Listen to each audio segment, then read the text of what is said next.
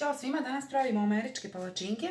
Ono što nam je potrebno za ove američke palačinke, ovdje imam 2,5 čaše brašna, 2 jaja, 1 prašak za pecivo, pola čaše šećera, pola čaše ulja, pola čaše jogurta, 400 ml mlijeka i prstohvat soli. Prvo što ćemo da uradimo je da umutimo belanca sa šećerom, pa ćemo da odvojimo od žumanjaca.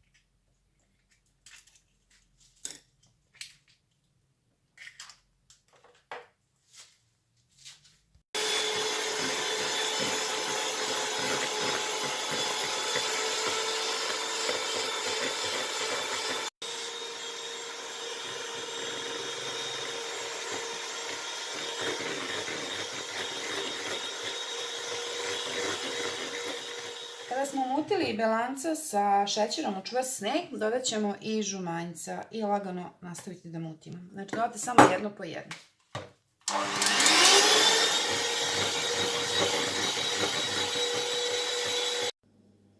Sada možemo da dodamo i sve ostale tečne sastojke. Mlijeko, jogurt, ulje i možemo na prvu brzinu lagano da umutimo.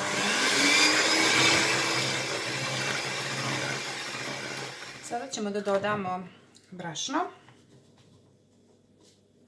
so i prašak za pecivo i sve to lagano promešamo.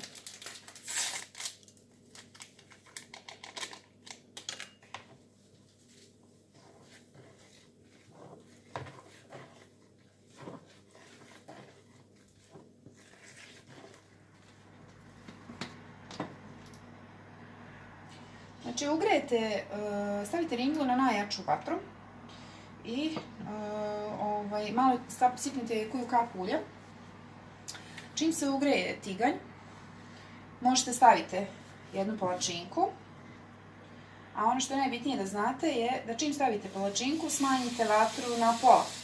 Znači meni najjače mi je 3, ja sam sve stavila na 2.